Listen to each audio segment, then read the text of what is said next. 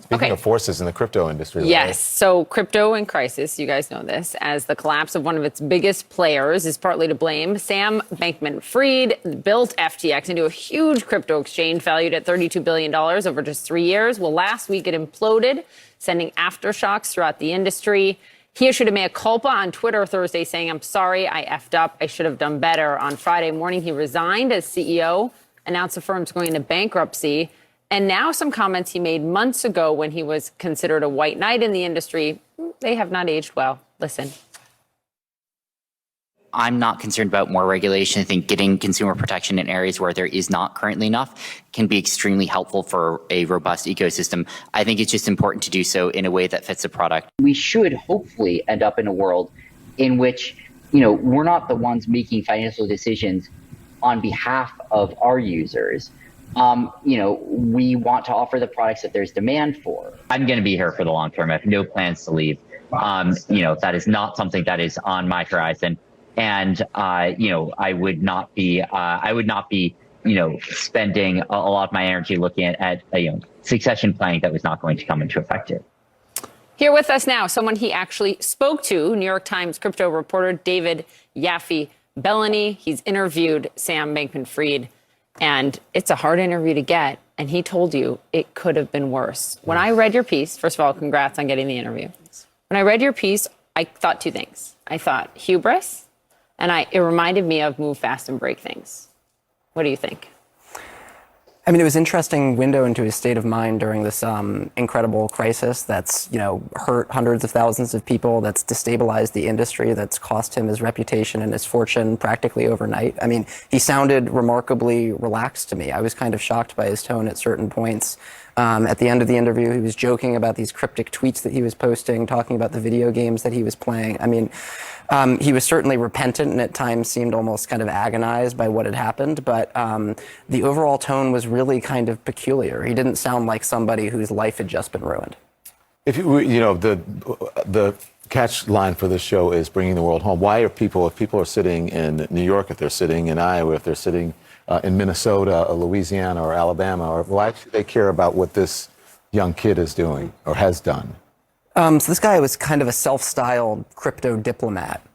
His whole plan was to kind of bring crypto to the masses, to try to explain it to people, to kind of represent himself as the non-scammy end of the industry, and to really kind of bring this kind of experimental technology into the mainstream.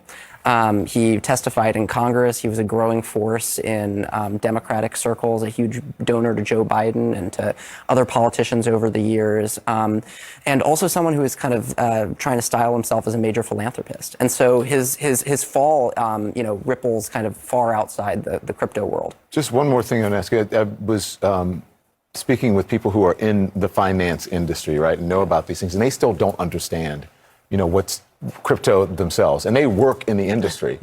and plus they're like, this is not, it's all so weird because it's not regulated or whatever. I mean, what is your answer to that? What is this?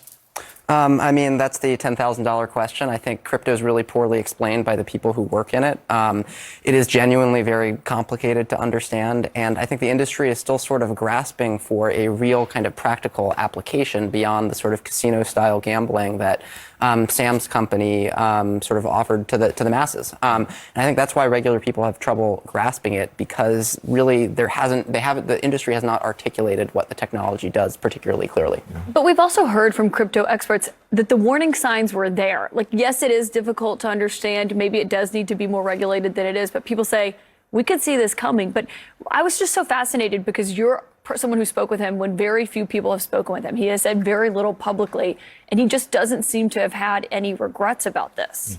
I don't think that's entirely fair. I mean, he expressed numerous regrets to me. He apologized. He said he feels horrible about the damage that this has done. But the tone was sort of discordant with that at times. I mean, he sounded relaxed. He was laughing at times. It was a strange experience speaking to him. But I do think that there's some level of regret. Now, he's caused immense damage though, and so an apology isn't going to cut it for most people, and frankly, it shouldn't. Regret? Is he worried though about regulations, about investigations, the SDNY? Is there concern on his part about that, or is he just brushing it off? I asked him, how do you feel about the prospect of going to prison? Because that's certainly on the table here. Yeah. I mean, he's being investigated by SDNY. You know, legal experts say that based on what he's accused of doing, it sounds like, you know, he committed a crime. And he wouldn't go there. He wouldn't comment on that. Potentially by using said no his comment? customers' He money said- to prop up the hedge fund part of it. Yeah. He said, I'm not going to talk on the record about that. That was it. I am so struck and troubled by the fact that it's still not regulated. So we've asked for the SEC chair, Gensler, to come on. He's welcome any day. Sheila Bair is going to join us this week, who is former head of the FDIC, who's compared this to Madoff in a sense. How is it that this can be so risky for so many people across the country, as you said, and regulators don't have a handle on it? And why is it so hard to regulate? It just seems like Washington's way behind the ball. I mean, government moves slowly, especially on new technology. I mean, that's a historic problem. It's not specific to crypto at all. It's like the internet, right? The same thing. And there's debate. No, but There's- you wouldn't put planes in the air without regulating them. You don't put things out there that can. But I'm saying my analysis is that the internet, it moves so fast, it Yeah. happens so quickly that it was tough for people to regulate. I mean, really, the equivalent metaphor is if, like, someone in their backyard launched a plane into the air, and suddenly the government was like, "There are planes flying everywhere. We have to figure out what to do about them."